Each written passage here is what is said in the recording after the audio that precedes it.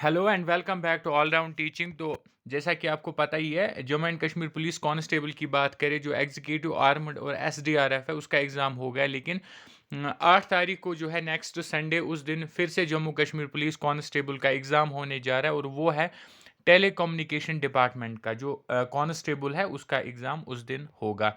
Telecommunication की हम बात करें, और अगर हम सिलेबस की बात करें, सिलेबस में जो टेक्निकल क्वेश्चंस है टेलीकम्युनिकेशन कांस्टेबल में, टेक्निकल क्वेश्चंस 40 मार्क्स कॉन्स्टिट्यूट करते हैं। दैट मीन्स लगभग लगभग 50%, आप मानो कि 40% या 40 मार्क्स एक अच्छे खासे मार्क्स होते, जो कि टेलीकम्युनिकेशन कांस्टेबल में आपको टेक्निकल क्वेश्चंस में से देखने को मिलेंगे। और जो रेस्ट ऑफ द 60 है, उसमें इंग्लिश, जीके, रीजनिंग या न्यूमेरिकल एबिलिटी है, उस पे ऑलरेडी हमने वीडियोस बनाए हुए हैं। ऑल राउंड टीचिंग पे आप जाके उनको देख सकते हैं। 5-5 पार्ट्स हर एक सिलेबस के सेक्शन पे हमने बनाए हैं। 5 पार्ट्स ऑफ एमसीक्यू सीरीज़ जो हमने डिस्कस किए, उसमें काफ़ी एमसीक्यूज़ पिछले वाले एग्ज़ाम में भी देखने को मिले एज़ इट इज़, और इसमें भी आपको एज़ इट इज़ वहाँ से बहुत सारे क्वेश्चंस मिलेंगे। अगर वो नहीं देखे, तो उन 60 मार्क्स के लिए आप जाके उन वीडियोज़ को देखिए, और जो 40 मार्क्स वहाँ पे रहते टेलीकम्युनिकेशन के टेक्निकल क्वेश्चंस बेस्ड, तो उन पे भी हम आपको एमसीक्यूज़ कराएँगे। जितने भी बचे हुए दिन हैं, कंटिन्यूअसली हम आपके लिए एमसीक्यू सीरीज़ चलाएँगे ये दिन, ताकि ये 40 मार्क्स भी आपको ऑल राउंड टीचिंग से ही आए, और आपकी हेल्प हो एग्ज़ाम में। ऑल राउंड टीचिंग यही चाहता है कि आपकी जो प्रिपरेशन है, उसमें हमारा एक पॉजिटिव रोल हो हाँ, ऑलवेज़। और सेम वे में हम इस एग्ज़ाम में भी, इसमें भी हम आपके लिए, क्योंकि टेक्निकल क्वेश्चन थोड़े डिफ़िकल्ट है, सिलेबस थोड़ा डिफ़िकल्ट है, मतलब डिफ़िकल्ट क्या, अलग लेवल का है, लेकिन इंस्टेड ऑफ दैट हम पूरी कोशिश और मेहनत के साथ आपके लिए सारे जितने भी इस पे एमसीक्यूज़ बनते हैं, हर एक कॉन्सेप्ट, हर एक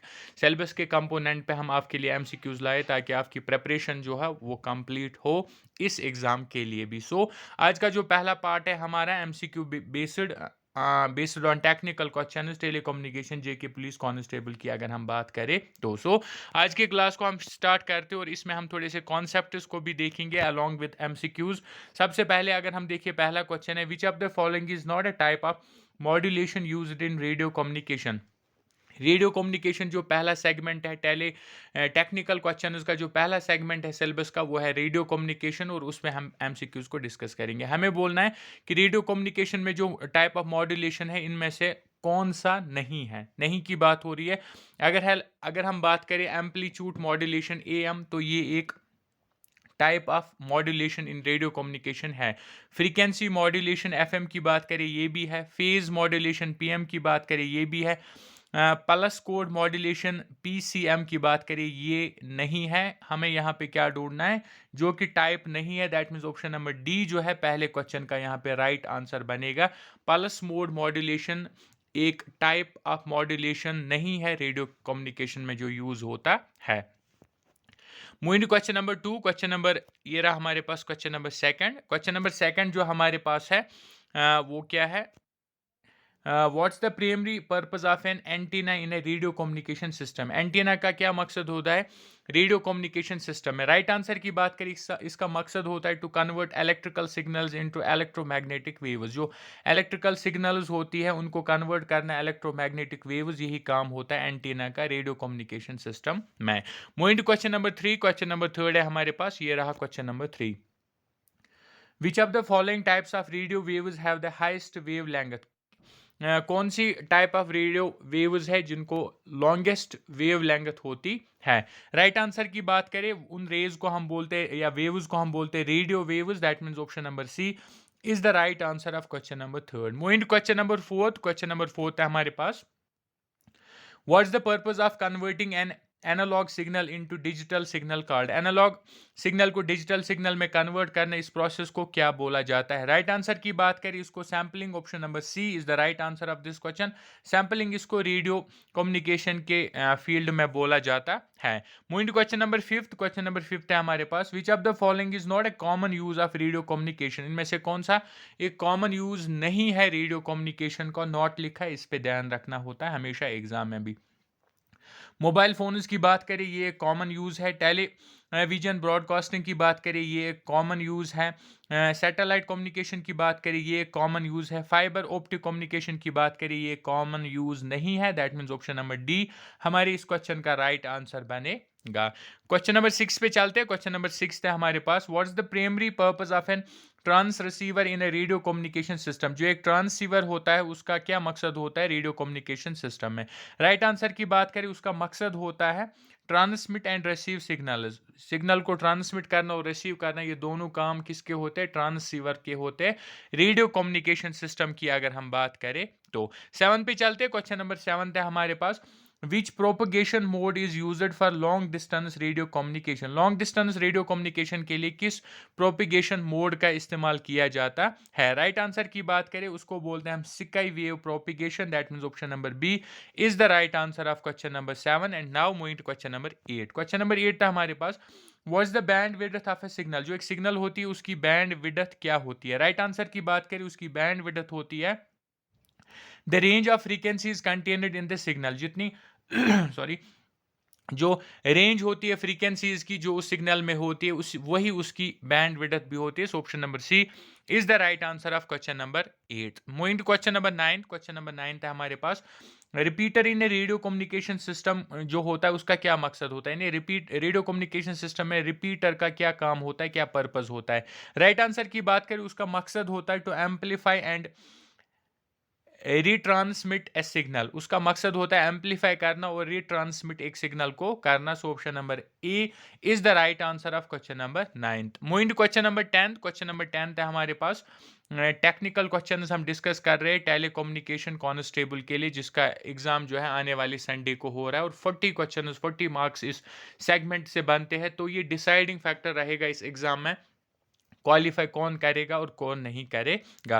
what's the main advantage of the digital modulation over analogue modulation. जो डिजिटल मॉड्यूलेशन होती है उसका क्या फायदा है एनालॉग मॉड्यूलेशन के कंपैरिजन में।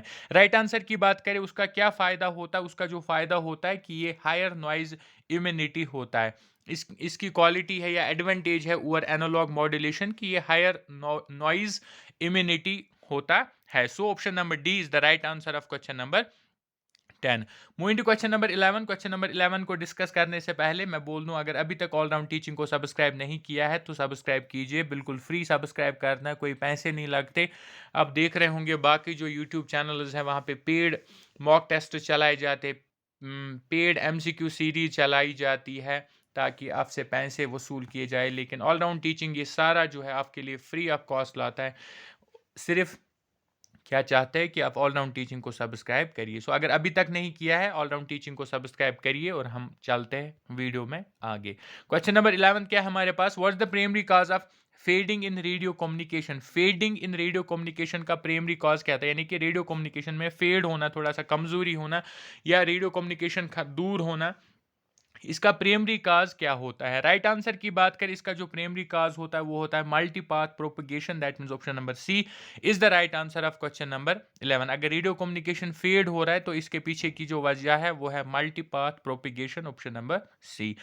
Moving to question number 12। Question number 12 है हमारे पास, ये रहा question number 12। What's the purpose of a diversity receiver. एक डाइवर्सिटी रिसीवर का क्या मकसद होता है रेडियो कम्युनिकेशन में। राइट आंसर की बात करें उसका मकसद होता है to reduce the effects of fading. Fading के इफेक्ट्स को दूर करना या कम करना, ये मकसद होता है डाइवर्सिटी रिसीवर का। Option number B is the right answer of question number 12। Moving to question number 13। Question number 13 है हमारे पास, what is the principle of operation of a directional antenna. जो डायरेक्शनल एंटेना होता है इसका प्रिंसिपल ऑफ ऑपरेशन क्या होता है, यानी कि जिस प्रिंसिपल पे ये काम करता है।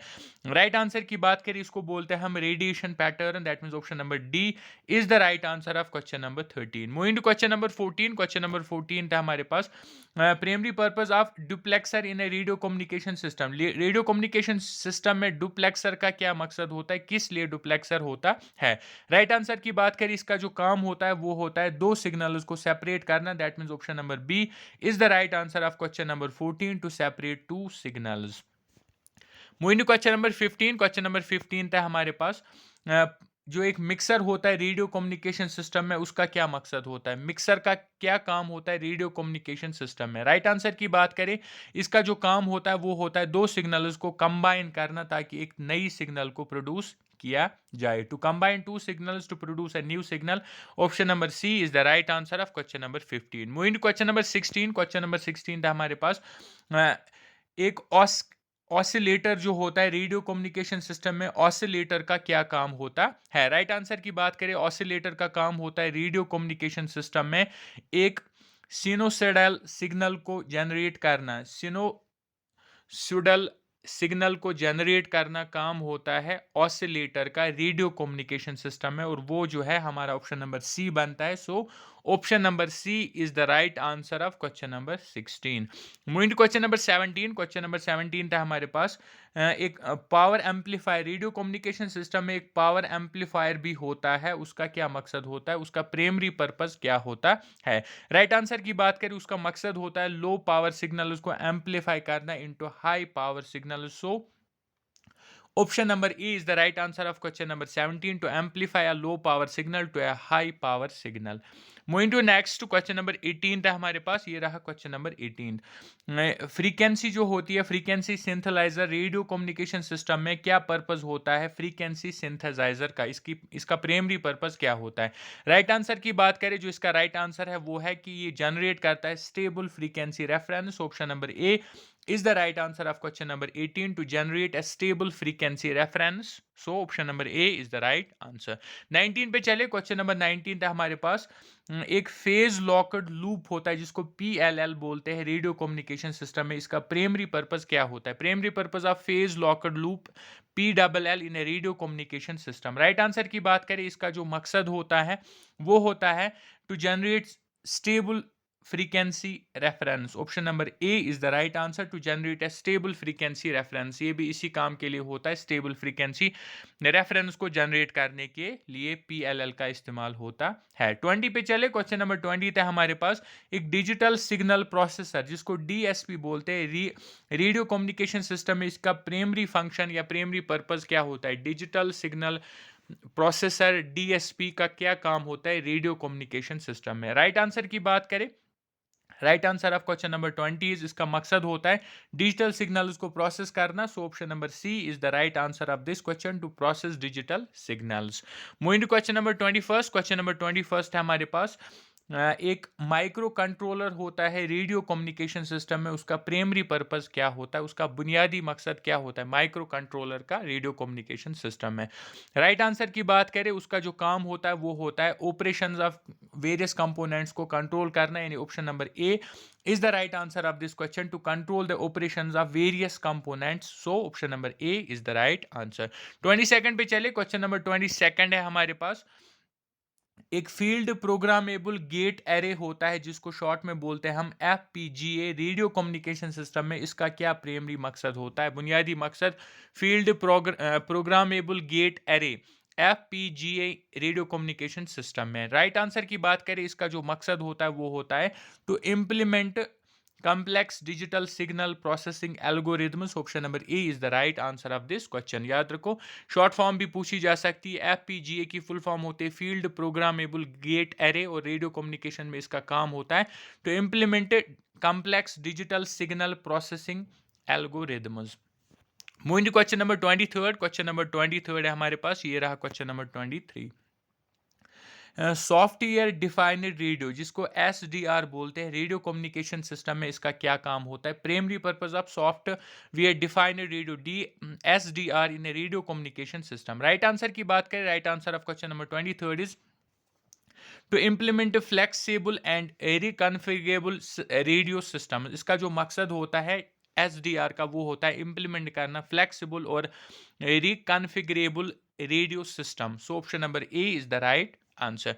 24 पे चलते हैं, क्वेश्चन नंबर 24 है हमारे पास cognitive radio in radio communication system में क्या मकसद होता है? यानी रेडियो कम्युनिकेशन सिस्टम में एक चीज होता है जिसको कॉग्निटिव रेडियो बोलते हैं, इसका प्राइमरी मकसद क्या होता है? बुनियादी मकसद इसका क्या होता है? राइट आंसर की बात करें, इसका मकसद होता है option number A is the right answer of this question, to intelligently adopt to the radio environment. Radio environment को इंटेलिजेंटली अडॉप्ट करना। So option number A is the right answer of question number 24। Now moving to question number 25 and the last question of part 1 of constable of telecommunication department के जो technical questions है, जहां से आपको 40 marks 40 MCQs देखने को मिलेंगे exam में।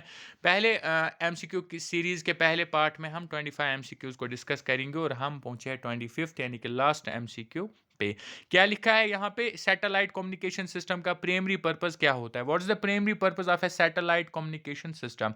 इसका जो प्राइमरी पर्पस होता है वो होता है लॉन्ग डिस्टेंस कम्युनिकेशन प्रोवाइड करना। So option number A is the right answer of question number 25th to provide long distance communication, यानी long distance communication के लिए satellite communication system होते हैं और इसका मकसद यही होता है। So option number A is the right answer of question number 25th और ये था पार्ट फर्स्ट का लास्ट क्वेश्चन आज का हमारा। और एग्ज़ाम के डेट तक हम कंटिन्यूसली एमसीक्यू सीरीज़ हम इन्हीं टेक्निकल क्वेश्चंस पे हम एमसीक्यूज़ लाएंगे आपके लिए, ताकि आपकी प्रिपरेशन जो है वो कंप्लीट हो ऑल राउंड टीचिंग के साथ। और जो रेस्ट ऑफ द 60 मार्क्स बनते हैं, जीके की बात करें, रीजनिंग की बात करें, न्यूमेरिकल एबिलिटी की बात करें या इंग्लिश की बात करें, वो सारे वीडियोज़ उन सारे टॉपिक्स पे वीडियोज़ हमने बनाए हुए हैं। वो आप ऑल राउंड टीचिंग पे जाके देख सकते हो। काफ़ी ज़्यादा इंपॉर्टेंट एमसीक्यूज़ है वो आपको, जैसे कि पिछले एग्जाम में एज इट इज़ देखने को मिले काफ़ी सारे क्वेश्चंस, लगभग 30 to 40। सेम वे में इस एग्जाम में भी, क्योंकि वहाँ पे हमने मोर देन 1000 एमसीक्यूज़ को डिस्कस किया, तो यहाँ जो ये 60 है इनमें भी मेजॉरिटी ऑफ ऑब्जेक्टिव्स या एमसीक्यूज़ आपको वहाँ से देखने को मिलेंगे। और टेक्निकल क्वेश्चंस की बात करें, 40 एमसीक्यूज़ हम ऐसे आपके लिए एमसीक्यूज़ लाएंगे ये दिन इस लेवल के कि सारे 40 के 40 एमसीक्यूज़ आपको यही हमारी सीरीज़ में से एज इट इज़ एग्ज़ाम में दिखे और आप एग्ज़ाम में अच्छा कर पाओ। यही ऑल राउंड टीचिंग का मकसद रहा है। So this was all for today. इसके अलावा अगर ऑल राउंड टीचिंग को सब्सक्राइब नहीं किया है, do subscribe all round teaching, like and share also. Thank you.